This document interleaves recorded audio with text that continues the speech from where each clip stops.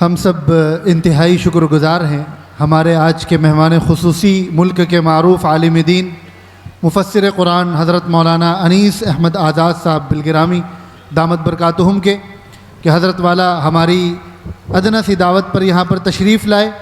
ہم حضرت والا کے شکر گزار ہیں اور جمعیت علماء کی پوری ٹیم کی طرف سے اور یہاں موجود تمام شرکاء کی طرف سے حضرت والا کا استقبال کرتے ہیں اور حضرت والا سے گزارش کرتے ہیں کہ تشریف لائیں اور اپنے مواعظ حسنہ سے ہمیں مستفیض فرمائیں۔ السلام علیکم ورحمۃ اللہ وبرکاتہ۔ بسم اللہ الرحمن الرحیم۔ الحمد للہ رب العالمین والصلاة والسلام علی سید المرسلین وعلى آلہ واصحابہ وازواجہ وذریاتہ واہل بیتہ اجمعین، اما بعد فاعوذ باللہ من الشیطان الرجیم، بسم اللہ الرحمن الرحیم۔ سبحان الذی اسری بعبدہ لیلا من المسجد الحرام إلى المسجد الأقصى الذي باركنا حوله لنريه من آياتنا إنه هو السميع البصير۔ حضرات علماء کرام، مشائخ اعظام، میرے دینی اور اسلامی بھائیوں، عزیز طلباء اور پیارے بچوں اور پردہ نشین خواتین ملت، یہ اللہ رب العزت والجلال کا بے پناہ فضل و کرم، ان کا انعام، اکرام اور احسان ہوا کہ ہم اور آپ ایک ایسے عظیم اجلاس میں شریک ہیں جسے معراج النبی صلی اللہ علیہ وسلم کے عنوان سے منعقد کیا گیا ہے، اور اسی کے ساتھ دینی معلومات کے حوالے سے سوالات اور جوابات کا سلسلہ قائم ہے۔ اللہ تعالی ہماری اور آپ کی اس شرکت کو اپنی بارگاہ میں اس عنوان سے قبول فرما لیں کہ اس پورے مجمع میں سے ایک ایک فرد کی مغفرت ہو جائے اور اللہ ہم سب سے راضی ہو جائے۔ آج اس فقیر کی گفتگو کا عنوان ہے معراج مصطفیٰ صلی اللہ علیہ وسلم کا پیغام۔ میں کوشش کروں گا کہ نہایت مختصر سے وقت میں سرور کائنات صلی اللہ علیہ وسلم کی معراج کا اور آپ کے اس عظیم معجزانہ سفر کے مقصد اور اس کے پیغام کو آپ کی خدمت میں پیش کروں۔ شاعر مشرق علامہ اقبال نے اس بات کی کوشش کی اور میرے اپنے وجدان کے مطابق علامہ نے اپنی اس کوشش میں کامیابی بھی حاصل کر لی۔ دو مصروں میں علامہ اقبال نے معراج مصطفیٰ صلی اللہ علیہ وسلم کا پیغام نہایت جامع انداز میں دیا ہے۔ اقبال کہتے ہیں، سبق ملا ہے یہ معراج مصطفیٰ سے مجھے، سبق ملا ہے یہ معراج مصطفیٰ سے مجھے کہ عالم بشریت کی زد میں ہے گردوں۔ کروڑوں درود و سلام ہو نبی مکرم صلی اللہ علیہ وسلم پر کہ آپ کے اس سفر معراج نے کائنات کے وہ رازہائے سربستہ انسانوں کے سامنے عیاں کر دیے کہ انسان اپنی جہالت کی بنیاد پر اللہ کی اس مخلوق کی پوجا میں لگا ہوا تھا۔ اور سرور کائنات صلی اللہ علیہ وسلم کے اس سفر نے یہ واضح کر دیا کہ جن کی تم پوجا کرتے ہو وہ سرور کائنات صلی اللہ علیہ وسلم کے مبارک قدموں کی دھول بنے ہیں۔ اللہ کے نبی علیہ الصلوۃ والسلام کا یہ سفر کس قدر معجزانہ تھا، اللہ کی قدرتوں کا مظہر تھا، ہر صاحب ایمان کی مذہبی ذمہ داری ہے کہ وہ معراج کے فلسفے سے واقف رہے اور عصر حاضر کے جتنے فتنے عقلی بنیادوں پہ برپا ہو رہے ہیں ان تمام فتنوں کا جواب دلائل اور شواہد کے ساتھ وہ فراہم کرے۔ سرور کائنات صلی اللہ علیہ وسلم کے اس سفر کا جو بنیادی مقصد قرآن مجید میں بیان کیا ہے رب ذوالجلال نے، وہ یہ ہے لِنُرِيَهُ مِنْ آیَاتِنَا، اللہ کا اعلان کہ ہم نے اپنے بندے حضرت محمد صلی اللہ علیہ وسلم کو یہ سفر اس لیے کرایا تاکہ ہم ان کو اپنی نشانیاں اور اپنی آیتیں دکھا دیں، اپنی نشانیوں آیتوں کا انہیں دیدار کرا دیں۔ قرآن نے سفر کا مقصد اجاگر کر دیا، اور ظاہر ہے کہ جس مقصد کے لیے سرور کائنات صلی اللہ علیہ وسلم کو یہ سفر کرایا گیا، رب اس مقصد کو پورا کیا۔ قرآن مجید میں اس کی صراحت اور صراحت موجود ہے، لَقَدْ رَآ مِنْ آیَاتِهِ الْكُبْرَى، جہاں سفر کرایا وہاں سفر لِنُرِيَهُ مِنْ آیَاتِنَا بتایا، جہاں سفر مکمل ہو رہا ہے میرے رب نے اس وعدے کو مکمل کر کے دکھا دیا کہ ہاں اپنی نشانیوں کو دکھانے کے لیے، اپنی آیتوں کا مشاہدہ کرانے کے لیے ہم نے اپنے حبیب کو اس مقام تک بلایا جہاں نہ کسی فرشتے کی رسائی ہو سکی، جہاں تک کسی نبی یا رسول کی رسائی نہ ہو سکی، وہاں تک سرور کائنات صلی اللہ علیہ وسلم تشریف لے گئے اور وہاں جا کر اپنے رب کی بڑی بڑی نشانیوں کا مشاہدہ کیا۔ دینی معلومات کے حوالے سے ابھی پروگرام چل رہا تھا، سوال کی اہمیت، اس کی گہرائی اور گہرائی اور معصوم سے بچوں کا جواب کس قدر روح پرور تھا، میں آپ کو سچ بتاتا ہوں، یہ اساتذہ کی وہ سعی فہم اور جہد مسلسل ہے جو مدارس اسلامیہ میں اس نئی نسل کو دین سے، قرآن سے، اسلام سے، احادیث سے روح شناس کرنے کے لیے جاری ہے۔ اللہ مدارس کو سلامت رکھے، ان کے اساتذہ کو سلامت رکھے۔ یہ معصوم بچے میرے اپنے وجدان کے مطابق مکہ المکرمہ ابھی نہیں گئے ہوں گے، وہ کعبہ، وہ بیت اللہ جس کو جا کر انہوں نے اپنے سر کی کھلی آنکھوں سے وہاں نہیں دیکھا ہوگا، اور اسی میں ان کے سوالات شامل ہیں۔ ملتزم کیا ہے؟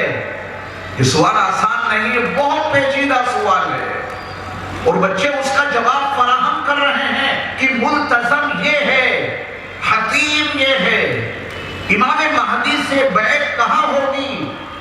سوالات تو بڑے پیچیدہ ہیں، لیکن ان کے اساتذہ کی سعی فہم کے نتیجے میں ان طلباء نے اس کے جوابات فراہم کیے، دل باغ باغ ہو گیا۔ جب میں ان سوالات کو اور طلباء کے جوابات کو سن رہا تھا تو میرے ذہن میں ایک بات آئی جو میں آپ سے عرض کرنا چاہتا ہوں، شیئر کرنا چاہتا ہوں۔ مناسب سمجھیں تو اگلے سال کے پروگرام میں اس کو شامل کر لیں۔ مثلا اس اجلاس کو برپا کیا گیا ہے معراج النبی کے عنوان سے صلی اللہ علیہ وسلم، تو پھر یہ تمام سوالات اور یہ تمام جوابات ایک سال اسی معراج النبی کے موضوع پہ مرتب کر دیے جائیں گے۔ پھر ہم جیسے لوگوں کو آنے کی کوئی ضرورت نہیں باقی رہے گی۔ سوال ہوگا معراج النبی کے حوالے سے. آپ جب سوال سنیں گے اور طالب علم کی زبان سے آپ اس کا جواب سماعت کریں گے تو معراج مصطفیٰ کے حوالے سے اس کی تاریخ بھی آپ کو معلوم ہوگی, اس کا مقصد بھی آپ کو معلوم ہوگا اور اس کا پیغام بھی آپ کو معلوم ہوگا. مثلا ایک سوال مرتب کیا گیا کہ قرآن مجید میں رسول اکرم صلی اللہ علیہ وسلم کے اس سفر کا تذکرہ کتنے مقامات پر مذکور ہے, یہ سوال مرتب کر دیا گیا, مدارس تک پہنچایا گیا. وہاں کے اساتذہ نے اس کا جواب اپنے طلباء کو فراہم کیا کہ سرور کائنات صلی اللہ علیہ وسلم کے اس سفر کا تذکرہ قرآن مجید میں 3 مقامات پر موجود ہے. 15ویں پارے میں جہاں سے سورہ بنی اسرائیل سورہ اسراء کا آغاز ہوتا ہے, اس سورت کی پہلی آیت میں سرور کائنات صلی اللہ علیہ وسلم کے اس سفر کا نہایت جامع انداز میں تذکرہ موجود ہے. سبحان الذی اسری بعبدہ, پوری آیت طلبہ اپنے جواب میں شامل کریں. نمبر 2, اسی سورت کی آیت نمبر 60, وَمَا جَعَلْنَا الرُّؤْيَا الَّتِي أَرَيْنَاكَ إِلَّا فِتْنَةً لِلنَّاسِ وَالشَّجَرَةَ الْمَلْعُونَةَ فِي الْقُرْآنِ. وہ دوسری آیت ہے جس میں سرور کائنات صلی اللہ علیہ وسلم کے اس سفر کو میرے رب نے بیان کیا ہے. اور سیدنا جعفر صادق کا قول اگر وَالنَّجْمِ اِذَا ہوا کی تفسیر میں آپ تسلیم کر لیں, جس کو بیان کرنے کا بھی موقع نہیں ہے, تو پھر سورۃ النجم کی ابتدائی 18 آیتوں میں میرے رب نے اپنے نبی کے اس سفر کا تذکرہ کیا ہے. یہ قرآن کے 3 مقامات ہیں جہاں رسول اکرم صلی اللہ علیہ وسلم کے اس سفر کا نہایت جامع انداز میں تذکرہ موجود ہے. یہ سوال اور آپ کو جواب اگر سننے کو مل گیا تو پہلی فرصت میں آپ کے علم میں یہ اضافہ ضرور ہوگا کہ جتنے مقررین آتے ہیں عام طور پہ وہ سبحان الذی اسری والی آیت تو پڑھتے ہیں, لیکن معراج مصطفیٰ کے تذکرے میں وما جعلنا الرؤیا التی والی آیت پیش نہیں کرتے. نمبر 2, سوال کی ترتیب عرض کر رہا ہوں. ایک سوال اس میں یہ بھی شامل کر لیا جائے کہ رسول مکرم صلی اللہ علیہ وسلم کا یہ سفر حالت منامی میں ہوا, خواب کی حالت میں ہوا, یا بیداری کے عالم میں جسم اور روح دونوں کے ساتھ ہوا. یہ وہ سوال ہے جو عصر حاضر کا نہایت حساس موضوع ہے, سلگتا ہوا موضوع ہے. سوشل میڈیا کے ذریعہ سے, عام ذرائع ابلاغ کے حوالے سے لوگوں تک عصر حاضر کو کہ وہ مفکرین دانشور جن کا نام بڑا معتبر ہے, انہوں نے صحیح بخاری کی ایک حدیث کے حوالے سے یہ پیغام دے دیا, صحیح بخاری کی صحیح حدیث کا حوالہ دے دیا, رسول مکرم صلی اللہ علیہ وسلم کے وہ الفاظ نقل کر دیے جس سے انہوں نے یہ ثابت کرنا چاہا ہے کہ رسول مکرم صلی اللہ علیہ وسلم کا یہ سفر خواب کی حالت میں ہوا, جسم اور روح دونوں کے ساتھ نہیں, نعوذ باللہ من ذالک. انہوں نے تصور دے دیا, اس کے لیے دلائل اور شواہد قائم کر دیے کہ رسول مکرم صلی اللہ علیہ وسلم کا یہ سفر حالت خواب میں ہوا تھا. میرے مصطفیٰ کا جسم مبارک اور آپ کی روح اسی مقام پر مکۃ المکرمہ میں رہی, بس خواب میں آپ کو یہ سفر کرایا گیا.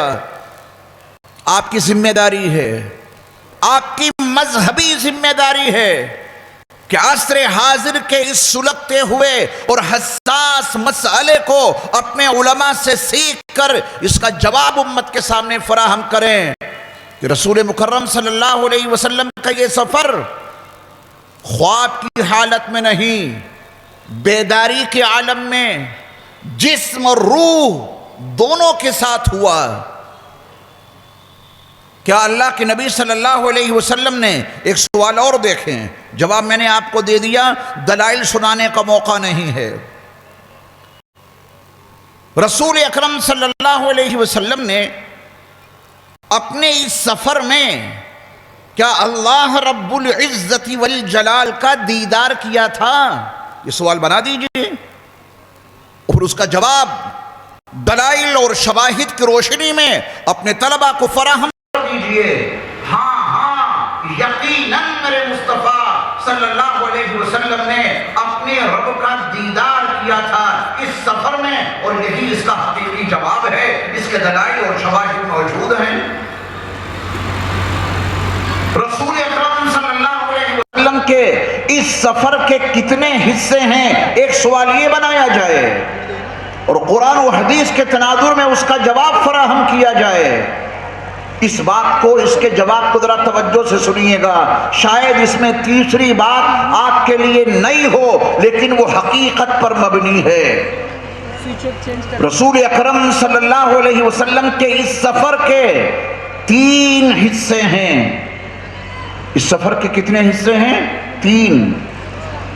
پہلا حصہ وہ ہے جو مسجد الحرام سے سرور کائنات صلی اللہ علیہ وسلم کے اس سفر کا آغاز ہوتا ہے، اور درمیان میں یعنی مسجد اقصی تک پہنچنے میں 4 مقامات پر میرے مصطفیٰ کی سواری اتاری گئی۔ مسجد الحرام سے مسجد اقصی تک کا سفر یہ پہلا حصہ ہے اور اس کا نام ہے اسراء۔ سفر کا دوسرا حصہ جو شروع ہوتا ہے ایک چٹان سے، جہاں جبریل امین نے رسول مکرم صلی اللہ علیہ وسلم کو مسجد اقصی کی امامت سے فارغ ہونے کے بعد اس چٹان پہ لا کے کھڑا کیا تھا۔ اس چٹان پہ جو قبہ بنا ہوا ہے اس کو قبۃ الصخرہ کہا جاتا ہے۔ اس چٹان پر عبداللہ کے در یتیم، آمنہ کے لخت جگر اور عبد المطلب کے پوتے اور ابو طالب کے بھتیجے اور اللہ کے وہ آخری رسول صلی اللہ علیہ وسلم کے جن سے بہتر شخصیت پر آج تک سورج طلوع نہیں ہوا، ابتدائے آفرینش سے آج تک چاند کی ضیاء پاش کرنوں نے ایسا حسین مکھڑا نہیں دیکھا۔ اب وہ اس چٹان پر کھڑے ہیں اور وہاں میرے مصطفیٰ علیہ السلام کے لیے ایک سیڑھی ظاہر کی گئی، معراج سیڑھی لائی گئی، اور رسول مکرم صلی اللہ علیہ وسلم کا بھی یہ سفر براق کے ذریعہ نہیں بلکہ سیڑھی کے ذریعہ، معراج کے ذریعہ ہو رہا ہے۔ یہ اس چٹان سے، اس صخرہ سے دوسرے مرحلے کا سفر شروع ہوا، سدرۃ المنتہا پہ جا کے یہ سفر مکمل ہو جاتا ہے، اس کا نام ہے معراج۔ سفر کے جتنے حصے میں سیڑھی استعمال ہوئی اتنے حصے کا نام معراج۔ اگلی بات کو پوری توجہ سے سنیے گا، اور میں نے کہا کہ شاید آپ کے لیے یہ بات کچھ عجوبہ بن جائے، تو میں اپنی بات عرض کرنے سے پہلے دہلی کے 22 خواجاؤں میں سے ایک عظیم خواجہ نظام الدین اولیاء رحمۃ اللہ علیہ کی کتاب فوائد الفوائد کے حوالے سے اس بات کا تذکرہ کروں تاکہ وہ بات میری نہ رہے، میں خواجہ صاحب کے حوالے سے وہ بات آپ تک پہنچاتا ہوں۔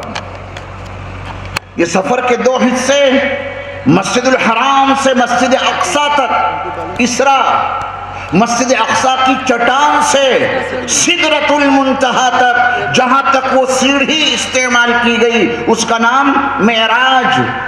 سدرۃ المنتہا کے اوپر جانے کے لیے میرے مصطفیٰ کے لیے سیڑھی استعمال نہیں کی گئی، تو خواجہ صاحب فرماتے ہیں سدرۃ المنتہا سے عرش معلیٰ تک جو میرے مصطفیٰ کا سفر ہوا ہے اس کا نام ہے معراج۔ سوال قائم ہو گیا، نبی علیہ السلام کے سفر کے کتنے حصے ہیں؟ طلبہ تینوں حصے بتائیں۔ اس حصے کا نام اسراء ہے، اس حصے کا نام معراج ہے، اور اس حصے کا نام اعراج ہے۔ ایک سوال یہ بنایا جائے، دیکھیے میں صرف معراج النبی کے حوالے سے بول رہا ہوں، خود ہی فیسا اورس جو اتنا بڑا حکیم اور فلسفی انسان گزرا ہے، اس نے سچ کہا، سوال اور جواب کے ذریعہ جو علم حاصل ہوتا ہے اس میں بے پناہ پختگی ہوتی ہے۔ کیوں؟ سوال دماغ کے بند دریچوں کو کھول دیتا ہے۔ سوال اگلی بات کو سننے کے لیے انسان کو مستعد اور تیار کر دیتا ہے۔ سوال کے بعد انسان اگلی بات کو سننے کے لیے تیار اور مستعد ہو جاتا ہے۔ سوال اور جواب کے ذریعہ جو علم حاصل ہوتا ہے اس میں بے پناہ پختگی ہوتی ہے۔ تو ایسے سوالات اور جوابات اگر معراج مصطفیٰ کے حوالے سے تیار کیے جائیں، بجائے اس کے کہ آپ کو مربوط انداز میں معراج مصطفیٰ سنائی جائے، کس سے اسرا مربوط انداز میں بیان کیا جائے، مفید وہ بھی ہے، لیکن سوال اور جواب کا وہ طریقہ جس کو میں آپ کے سامنے ذکر کر رہا ہوں، اگر ایسے یہ بیان کیا جائے تو اس نئی نسل کی ذہنی تربیت بھی ہو جائے گی، اور عصر حاضر کا یہ حساس اور سلگتا ہوا موضوع قرآن و حدیث کے تناظر میں حل بھی ہو جائے گا انشاءاللہ۔ مثلا ایک سوال یہ بھی قائم کیجیے، رسول مکرم صلی اللہ علیہ وسلم جب مکہ المکرمہ سے براق سواری کے ذریعہ چلے، جبریل امین آپ کو لے کر جا رہے ہیں، مسجد اقصی تک پہنچنے میں درمیان میں کن کن مقامات پر جبریل امین نے رسول مکرم صلی اللہ علیہ وسلم کو اتارا اور وہاں 2 رکعت نماز میرے مصطفیٰ نے ادا کی؟ کتنے مقامات ہیں؟ تو آپ بتائیے 4 مقامات ہیں۔ پہلا مقام نخلستان، کھجوروں سے گھرا ہوا ایک شہر جس کا اس زمانے میں نام یثرب تھا، رسول مکرم صلی اللہ علیہ وسلم نے وہاں 2 رکعت نماز ادا کی، اور جبریل امین نے یہ وضاحت کر دی تھی کہ یا رسول اللہ یہی مقام آپ کا دار الہجرت بنے گا، آپ ہجرت فرما کے یہیں تشریف لائیں گے۔ میرے رب نے اپنے حبیب کو ہجرت سے پہلے مقام ہجرت دکھا دیا۔ نمبر 2، وہ مقام تجلی، وہ مقام کوہ طور، وہ مقام جہاں اللہ رب العزت نے وادی مقدس طویٰ میں نبی علیہ السلام کی تشریف آوری سے 1950 سال پہلے اپنے کلیم حضرت موسیٰ سے گفتگو فرمائی تھی، میرے مصطفیٰ نے وہاں بھی 2 رکعت نماز ادا کی اور جبریل امین نے اس کی وضاحت کی تھی۔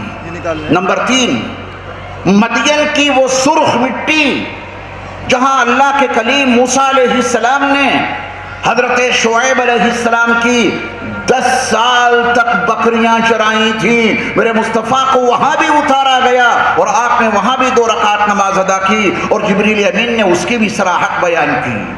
نمبر 4، وہ مقام جہاں حضرت عیسیٰ علیہ السلام جو نبی علیہ السلام کی تشریف آوری سے 571 سال پہلے پیدا ہوئے تھے، نہایت معجزانہ شان و شوکت کے ساتھ بغیر بات کے ان کا تولد ہوا تھا، جہاں حضرت عیسیٰ علیہ السلام پیدا ہوئے تھے وہاں بھی میرے مصطفیٰ کی سواری اتاری گئی اور وہاں بھی آپ نے 2 رکعت نماز پڑھی اور جبریل امین نے اس کی وضاحت اور صراحت کی۔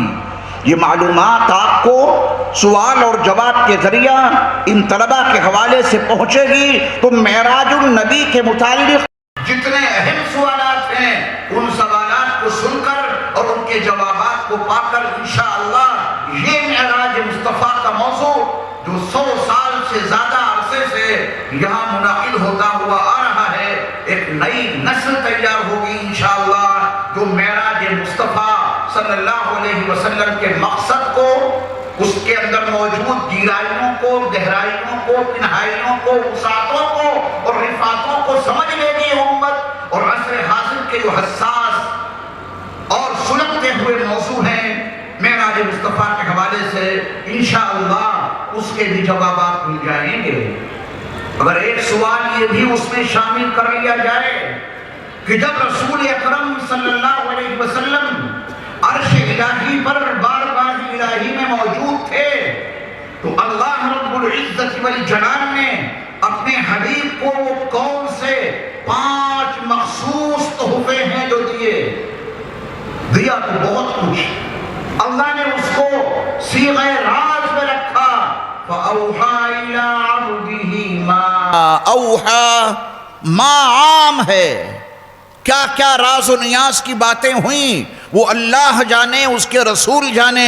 میرے مصطفیٰ صلی اللہ علیہ وسلم پر کروڑوں درود و سلام کہ آپ نے اس وحی کی گفتگو میں سے 5 باتیں اپنی امت کو بتا دیں۔ نمبر 1، 5 نمازیں میرے رب نے اپنے حبیب کو عطا کی۔ نمبر 2، عرش کے مخصوص خزانے سے 2 آیتیں میرے رب نے اپنے حبیب کو عطا کی۔ سورۃ البقرہ کی آخری 2 آیتیں، پوری سورۃ البقرہ مدنی ہے لیکن آخری 2 آیتیں مکی ہیں کیونکہ معراج مصطفیٰ مکی دور میں ہوئی تھی۔ آمن الرسول سے لے کر فانصرنا علی القوم الکافرین تک یہ 2 آیتیں میرے مصطفیٰ کو عرش الہی پہ میرے رب نے عطا کی۔ اس کے بڑے فضائل ہیں جو احادیث میں موجود ہیں۔ نمبر 3، میرے رب نے میرے مصطفیٰ سے کہا، میرے محبوب جو شخص میرے ساتھ شرک نہ کرے، میرا رب اکیلا ہے، نہ اس کی ذات میں کوئی شریک ہے، نہ اس کی صفات میں کوئی شریک ہے، نہ اس کی صفات کے تقاضوں میں کوئی شریک ہے۔ اگر کوئی شخص اللہ کے ساتھ اس کی ذات میں، اس کی صفات میں اور اس کی صفات کے تقاضوں میں شرک نہ کرے، میرے رب کا وعدہ ہے اپنے حبیب سے، میرے محبوب میں اسے بخش دوں گا۔ نمبر 4، یہ عظیم تحفہ جو اللہ نے اپنے حبیب کو عرش پر عطا کیا۔ نمبر 4، میرے محبوب آپ کی امت کا اگر کوئی شخص نیکی کا ارادہ کرے، بس ارادے پر اس کے نامہ اعمال میں ایک نیکی لکھوا دوں گا، اور ارادے کے بعد اگر وہ اس نیک عمل کو برپا کر دے تو پھر 1 نہیں بلکہ 10 نیکیاں لکھواؤں گا۔ میرے محبوب یہ 5واں تحفہ آپ کے لیے یہ ہے کہ آپ کی امت کا اگر کوئی فرد برائی کا ارادہ کرے تو محض برائی کا ارادہ کرنے پر برائی نہیں لکھواؤں گا۔ فرشتوں کو قطعاً اجازت نہیں ہے کہ اللہ کا کوئی بندہ، میرے مصطفیٰ کا کوئی امتی بس برائی کا ارادہ کر لے اور فرشتے برائی تحریر کر دیں نیکی کی طرح، نہیں، فرشتوں کو اجازت نہیں ہے۔ کرامن کاتبین پر پابندی لگی ہوئی ہے، نبی کی امت کا کوئی فرد نیکی کا ارادہ کرے تو لکھ دو، جب کرے تو 10 گنا اضافے کے ساتھ لکھ دینا۔ میرے نبی کی امت کا کوئی فرد اگر برائی کا ارادہ کرے، برائی ابھی لکھنے کی اجازت نہیں، اور اگر برائی وہ برپا کر دے تو نبی کی امت کے اس فرد کی برائی کو 10 گنا بڑھا کر نہیں، بس 1 برائی کی ہے تو 1 ہی برائی لکھنا، یہ صدقہ ہے سرور کائنات صلی اللہ علیہ وسلم کا۔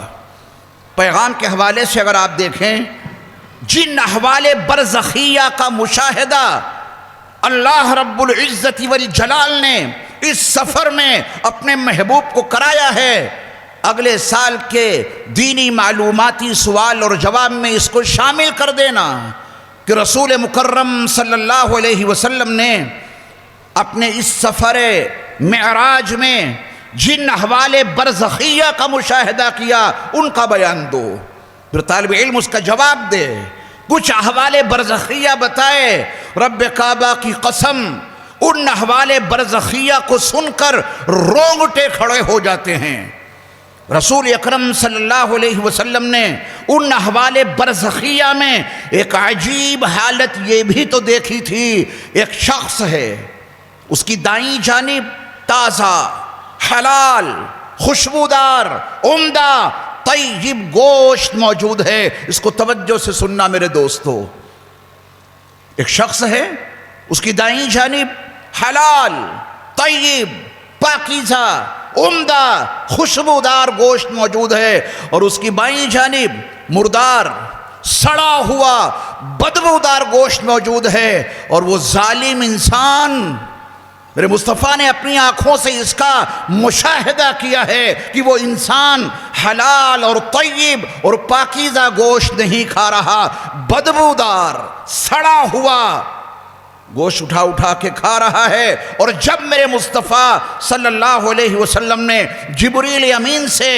اس شخص کی اس کیفیت، اس کی اس حالت، اس کے اس مزاج کے بارے میں پوچھا تھا، جبریل امین نے جو جواب دیا تھا وہ امت کے ہر فرد تک پہنچنا چاہیے۔ معراج مصطفیٰ کا پیغام، اس کا ایک بنیادی حصہ احوال برزخیہ ہیں۔ جبریل امین نے کہا تھا کہ یا رسول اللہ صلی اللہ علیہ وسلم، یہ وہ شخص ہے کہ دنیا میں اس کے پاس حلال اور پاکیزہ اور طیب بیوی موجود تھی، لیکن یہ اپنی جنسی خواہش، اپنی شہوانی خواہش اپنی حلال بیوی سے پوری کرنے کے بجائے غیر منکوحہ نامحرم عورت سے اپنی خواہش کو پورا کرتا تھا۔ اس حالت کو، دنیا کی اس بدعملی کو میرے رب نے اپنے نبی کو اس حال میں مشاہد کرا دیا، اس حالت کو جو اس کا حال بنے گا۔ اگر اس سوال کو اور اس جواب کو پیغام معراج مصطفیٰ کے حوالے سے امت تک پہنچایا جائے تو یقین ہے کہ اس امت میں ایک صالح انقلاب برپا ہو کے رہے گا انشاءاللہ۔ اگر اسی سوال میں یہ بات بھی شامل کر دی جائے جس کا تعلق احوال برزخیہ سے ہے کہ میرے مصطفیٰ علیہ السلام نے ایک شخص کو دیکھا تھا، پورا بدن ننگا ہے، تن بدن پر کوئی چیتھڑا نہیں ہے، بس شرمگاہ پر ایک پھٹا ہوا کپڑا ہے جسے اس نے لپیٹ رکھا ہے اور جانوروں کی طرح پتھروں کو چاٹ رہا ہے۔ اس کیفیت کو، اس حالت کو میرے مصطفیٰ نے دیکھا تو جبریل امین سے پوچھا تھا یہ کون شخص ہے؟ پورا تن بدن ننگا، چیتھڑے بھی نہیں ہیں بدن پر، شرمگاہ پہ کچھ پھٹے ہوئے کپڑے اس نے لپیٹ رکھے ہیں اور جانوروں کی طرح پتھر کو چاٹ رہا ہے۔ کون ہے یہ شخص؟ جبریل امین نے جو جواب دیا تھا وہ جواب امت کے ایک ایک فرد تک پہنچنا چاہیے۔ جبریل امین نے کہا تھا کہ یا رسول اللہ صلی اللہ علیہ وسلم، یہ وہ شخص ہے جسے اللہ نے مال و دولت سے نوازا تھا، مالدار بنایا تھا، غنی بنایا تھا، اور جب حقدار اپنا حق لینے کے لیے آتے تھے نہ یہ زکوٰۃ دیتا تھا، نہ یہ صدقہ دیتا تھا، نہ یہ فطرہ دیتا تھا، غریبوں کا حق مارتا تھا۔